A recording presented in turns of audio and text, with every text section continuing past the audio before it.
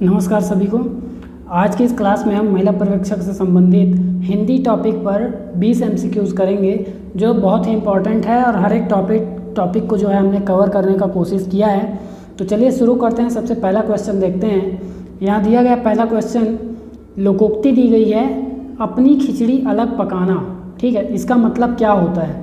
तो इसका मतलब ऑप्शन में दिया गया है स्वावलंबी होना, अपने लिए भोजन स्वयं बनाना, एक राय न होना या एक मत न होना। ऑप्शन डी दिया गया है स्वार्थ साधना। तो यहाँ इसका करेक्ट आंसर हो जाएगा एक मत न होना या एक राय न होना, अपनी खिचड़ी अलग पकाना। ठीक है, ये हो गया पहला क्वेश्चन। अगला देखते हैं इसी में, जिसका निवारण न किया जा सके उसके लिए एक शब्द बताइए। अर्थात एक शब्द में उत्तर देना है हमें, ऑप्शन करेक्ट चुनना है।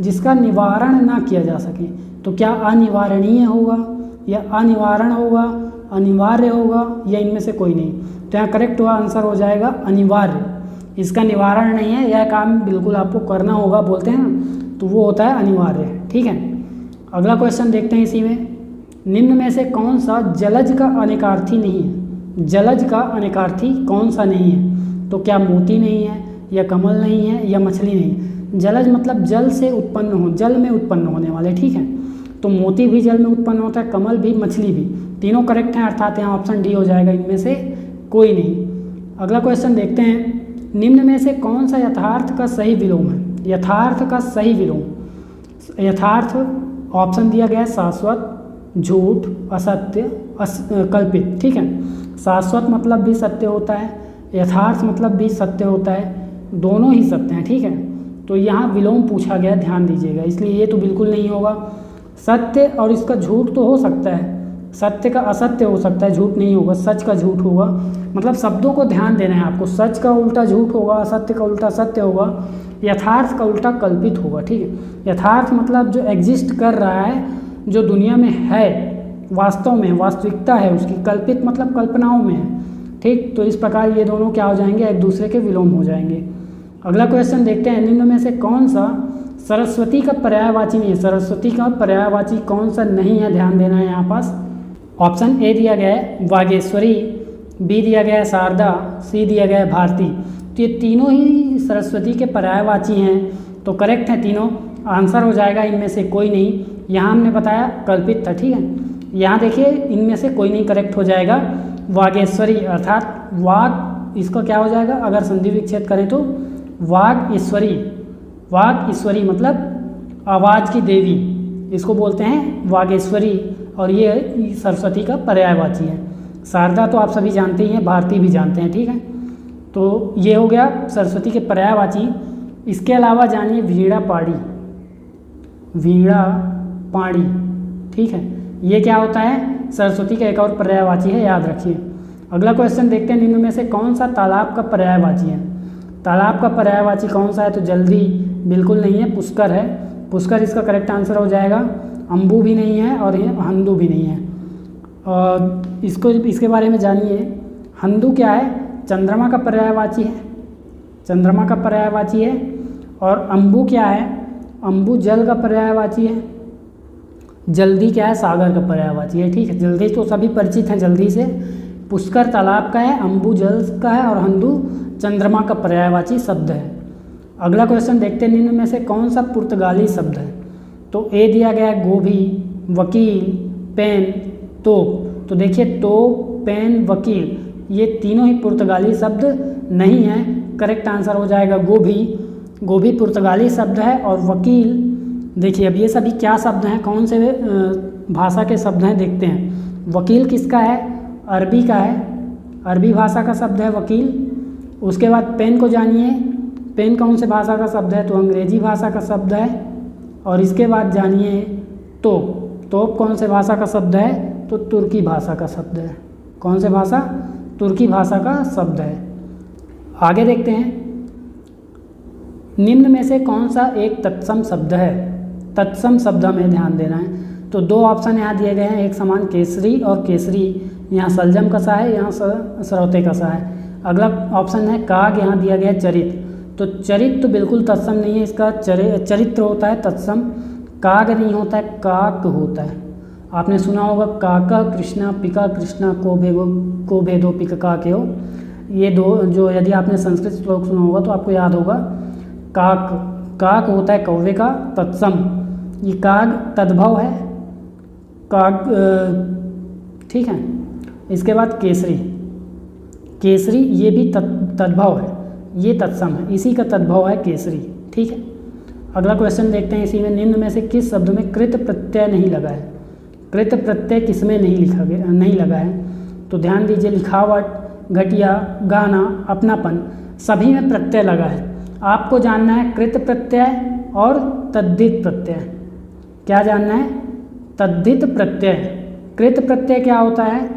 ये धातु के अंत में लगते हैं, धातु के अंत में लगते हैं, जबकि तद्धित प्रत्यय किसके अंत में लगते हैं? तद्धित प्रत्यय 3 चीज़ें याद रखिए इसके बारे में, संज्ञा, संज्ञा, सर्वनाम, ठीक है, संज्ञा, सर्वनाम और विशेषण, इन तीनों के अंत में क्या लगता है? तद्धित प्रत्यय लगता है। तो इसमें कृत प्रत्यय किसमें नहीं लगा है पूछा गया है। तो देखिए इसमें लिख धन आवट, लिख धन आवट, इसका संधि विच्छेद यदि करते हैं तो लिख धन आवट होगा। आवट प्रत्यय लगा है लिख धातु के साथ। घट धन या होगा यहाँ पास, तो ये हो जाएगा। इसमें भी घट धातु के साथ लगा है प्रत्यय, तो ये भी कृत प्रत्यय इसमें लगा हुआ है। इसके अलावा सी में गान के साथ आ प्रत्यय लगा है। गान, गान क्या है? यहाँ ध्यान दीजिए, गान क्या हो जाएगा? गान के साथ प्रत्यय लगा हुआ है आ, गान प्लस आ प्रत्यय लगा हुआ है, गाना हो जाएगा। ये भी गान एक धातु है, ठीक है। इसके बाद अपनापन, इसमें देखिए आप, अपना क्या है? ये अपना विशेषण भी बता सकता है, यहाँ पास संज्ञा में भी आ सकता है। इसके बाद अपना और इसमें पन, ठीक, ये हो गया। तो ये क्या हो जाएगा? आपका तद्धित प्रत्यय हो जाएगा। ये तीनों कृत प्रत्यय हैं, अर्थात यहाँ आपका ऑप्शन डी करेक्ट हो जाएगा। अगला क्वेश्चन देखते हैं, निम्न में से कौन सा वाक्य शुद्ध वाक्य है? शुद्ध वाक्य छांटना है हमें। फल को पका हुआ होना चाहिए, बिल्कुल गलत है यहाँ पास। फल पका हुआ होना चाहिए, यह भी बिल्कुल गलत है। फल पका होना चाहिए, बिल्कुल सटीक बैठ रहा है यहाँ पास। देखिए पका, फल को पका हुआ होना चाहिए, मतलब आप हुआ होना 2 बार आ रहा है, यहाँ भी हुआ होना 2 बार आ रहा है, इसलिए यहाँ पास क्या है? करेक्ट नहीं है। फल पका हुआ, पका होना चाहिए, बस हुआ होना चाहिए, मतलब शुद्धता में नहीं है, ठीक, पका होना चाहिए बस, ये आ गई शुद्धता की बात। अब देखते हैं निम्न में से कौन सा छंद का अंग नहीं है। तो ऑप्शन दिया गया है यहाँ, गण, यति, गति, इनमें से कोई नहीं। तो इनमें से कोई नहीं इसका करेक्ट आंसर हो जाएगा। गण, यति, गति, लय, तुक, इन्हीं सबसे तो मिलकर छंद बनता है। इसके बाद देखते हैं, तुम्हें, यहाँ देखिए एक वाक्य दिया गया है, तुम्हें देखकर लगता है मानो चांद उतर आया है धरती पर। इस वाक्य में कौन सा अलंकार है? कौन सा अलंकार है आपको छांटना है, ठीक है। तो अलंकार कौन सा है? ऑप्शन ए दिया है उपमा, फिर उत्प्रेक्षा, फिर रूपक, फिर अतिशयोक्ति। तो यहाँ अत्यधिक संभावना है कि अतिशयोक्ति, वैसे लग भी रहा है वाक्य अतिशयोक्तिपूर्ण, लेकिन एक बात याद रखिए, यहाँ पास उपमा, सबको पहले समझते हैं, आपको आंसर खुद ही क्लियर हो जाएगा, यहाँ पास स्वयं आंसर बताएंगे आप। तो देखिए यहाँ उपमा क्या होता है? उपमा सादृश्यता के लिए तुलना करते हैं, मतलब एक जैसा देखने के लिए, सादृश्यता, एक जैसे दिख रहे हैं दोनों इसलिए तुलना कर रहे हैं, तो वहाँ होता है उपमा। जैसे यहाँ यदि हम बोलें कि चांद जैसा चेहरा, चांद जैसा यदि चेहरा बोलें तो वो क्या हो जाएगा? उपमा अलंकार हो जाएगा। लेकिन उत्प्रेक्षा, उत्प्रेक्षा समझिए, समानता के लिए तुलना करते हैं, समानता के लिए तुलना करते हैं किसी भी समानता के लिए, और इसमें जो प्रमुख रूप से शब्द उपयोग होते हैं वो दे दिए जाते हैं, ठीक है। प्रमुख रूप से यदि ये शब्द दिखाई दें तो और कोई अलंकार नहीं होंगे, केवल उत्प्रेक्षा अलंकार होगा। शब्द कौन कौन से हैं? मानो, मानो, मनु, जानो, जानो और जनु। जब आप छंद अच्छे से पढ़ेंगे इन सभी शब्दों से आपको उदाहरण मिल जाएंगे, ठीक है। रूपक अलंकार, रूपक अलंकार क्या होता है? गुण की अत्यंत समानता के लिए यदि किसी मतलब उपमेय और उपमान 2 चीज़ें होती हैं, उपमेय और उपमान 2 चीज़ें होती है, कौन कौन सी? उपमेय और उपमान 2 चीज़ें होती हैं। उपमेय मतलब जिसकी तुलना की जाए, उपमान मतलब जिससे तुलना की जाए, ठीक है। यहाँ क्या होता है, जिससे तुलना की जाए, और यहाँ क्या होती है, जिसकी तुलना की जाए। अर्थात यहाँ पास नायिका की तुलना चांद से हो रही है, तो देखिए जिसकी तुलना की जाए और जिससे की जाए, तो रूपक अलंकार में क्या होता है, मैया मैं तो चंद्र खिलौना ले हूँ, है ना। इसमें क्या है, गुण की अत्यंत समानता है। चांद को यहाँ खिलौना के रूप में चित्रित किया गया और बहुत ही अधिक समानता दिखाया गया है, इसलिए यहाँ पास रूपक अलंकार होगा। और अतिशयोक्ति मतलब उपमेय उपमान मैंने अभी समझाया, तो उपमेय की अत्यधिक मतलब सीमा से बढ़कर आप यदि क्या करते हैं, वर्णन करते हैं उपमेय का, अर्थात जिसकी आप तुलना कर रहे हैं किसी से, तो जिसकी तुलना कर रहे हैं उसकी सीमा से बढ़कर आपने तुलना कर दी, वर्णन कर दिया, तो वो क्या होता है, अतिशयोक्तिपूर्ण होता है। जैसे यहाँ अतिशयोक्ति भी हो सकता है, परंतु जब यहाँ उत्प्रेक्षा दिया गया है तो नहीं होगा, ठीक है। तो यहाँ आप इसको अच्छे से समझाने की मैंने कोशिश किया है, फिर भी अच्छे से बिल्कुल यहाँ पास समझ नहीं आएगा जब तक आप एक बार पूरी तरह से इसको अलंकार को नहीं पढ़ेंगे, तब तक बिल्कुल आपसे अच्छे से नहीं बनने वाला है क्वेश्चन। अगला क्वेश्चन देखिए, इसी में शांत रस का स्थायी भाव क्या है। शांत रस का स्थायी भाव क्या है। ऑप्शन ए दिया गया है जुगुप्सा, बी शोक, सी क्रोध, या डी निर्वेद। तो यहाँ शांत रस का हो जाएगा शोक, ठीक है। शांत रस का शोक हो जाएगा, और निर्वेद किसका हो जाए, देखिए शांत रस का निर्वेद होगा, शोक होता है करुण का होता है शोक, शांत रस किसका हो जाएगा, निर्वेद, ठीक है। अगला क्वेश्चन देखते हैं। अगला क्वेश्चन दिया गया है, अतएव का संधि विच्छेद क्या होगा। अतएव का संधि विच्छेद पूछा गया है। ऑप्शन दिया गया है अत धन एव, अति धन एव, अतः धन इव, अतः धन एव। यहाँ करेक्ट आंसर हो जाएगा अतः धन एव, और यहाँ कौन सी संधि हो जाएगी, तो विसर्ग संधि हो जाएगी, ठीक है। अगला क्वेश्चन देखते हैं, त्रिलोचन किस समास का उदाहरण है। संधि और समास बिल्कुल पढ़ना है, किसी भी क्वेश्चन में यदि हिंदी का सिलेबस है वहाँ संधि और समास बिल्कुल एक एक क्वेश्चन पूछे जा सकते हैं, उससे ज़्यादा भी आते हैं, लेकिन एक एक क्वेश्चन आपका कंफर्म होता है। त्रिलोचन किस समास का उदाहरण है। त्रिलोचन देखिए, जब भी त्रि दिया गया है, पंचमार्ग, दशानन, है ना, सप्त दिवस, इस प्रकार की गिनती वाले वाक्यों का प्रयोग हो तो वहाँ होता है द्विगु।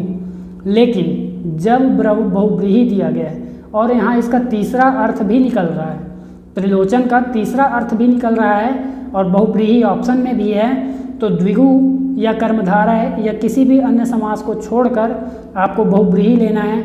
यदि वहाँ पास तीसरा अर्थ निकलता है, तीसरा अर्थ इसका क्या निकल रहा है, त्रिलोचन किसे बोलते हैं हम, शिव जी को बोलते हैं, शंकर भगवान को बोलते हैं, ठीक है, शिव शंकर को बोलते हैं। तो ये हो गया। अगला क्वेश्चन देखते हैं, अधिकरण का चिन्ह कौन सा, कारक चिन्ह पूछा गया, ठीक है। अधिकरण का कारक चिन्ह वही है, कर्ता ने कर्म को करण से, ये सब है ना, जो कारक विभक्ति है उन्हीं में बिल्कुल आपको याद रखना है। कारक विभक्ति एक आ ही सकता है और बिल्कुल सरल है, इसको याद रखना।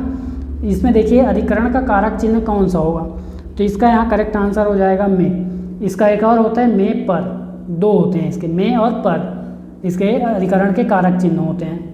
अगला क्वेश्चन देखिए, इसी में निम्न में से अधिक अकर्मक क्रिया कौन सी। अकर्मक मतलब जिसमें कर्म की क्या हो, अभाव, कर्म का अभाव। जैसे वह सोता है, इसमें क्या है, कर्म है ही नहीं, सिर्फ सो रहा है, क्रिया है, कर्म नहीं है। कर्म होता है यदि वह बेड पर सो रहा है, यदि वह बिस्तर पर सो रहा है ना, इस प्रकार से यदि कुछ और बातें होती तो वह होता है कर्म। जैसे अगले वाक्यों में दिया गया है, मैं पुस्तक पढ़ता हूँ, तो यहाँ देखिए पुस्तक क्या है, कर्म है, पढ़ना क्या हो जाएगी, क्रिया हो जाएगी। वह कार चलाता है, कार क्या हो जाएगी, कर्म हो जाएगी, और चलाना क्या होगा, क्रिया होगा। इस अब लास्ट तीन में से कोई नहीं, तो आंसर है नहीं यहाँ पास। वह सोता है, इसका करेक्ट आंसर हो जाएगा। अगला जो क्वेश्चन दिया गया है, गधा का बहुवचन क्या होगा। देखिए गधा का बहुवचन ऑप्शन दिया गया है गधों, गधाओं, गधे या गधी। तो ये तो इसका लिंग परिवर्तन होगा, अर्थात पुल्लिंग में है तो स्त्रीलिंग में हो जाएगा, ठीक है।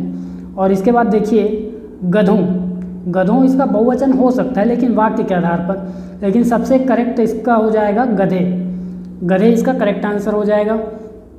अगला क्वेश्चन देखिए, इसमें निम्न में से शुद्ध वर्तनी का चयन कीजिए। वर्तनी भी एग्जाम में बिल्कुल आते हैं, वर्तनी का आपको चयन करना है यहाँ शुद्ध रूप से कौन सा लिखा गया है। तो देखिए अन्वेषण, अन्वेषण ऐसे नहीं लिखा था, इसमें आधा ना होता है और अन्वेषण इस प्रकार से लिखा आता है। ठीक है, आगे देखते हैं संवत, तो स्त में हलंत होता है।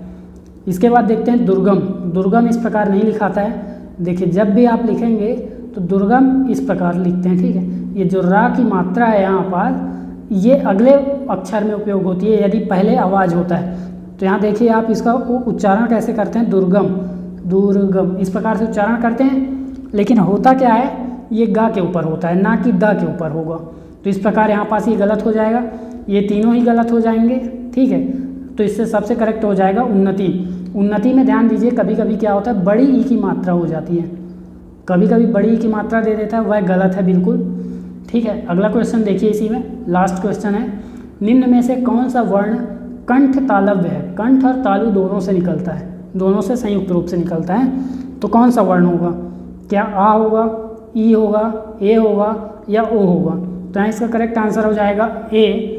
तो इस प्रकार हमने 20 क्वेश्चन कर लिया। इसी तरह के और वीडियोस पाने के लिए आप जुड़े रहिए हमारे चैनल से। वीडियो में अंत तक बने रहने के लिए धन्यवाद।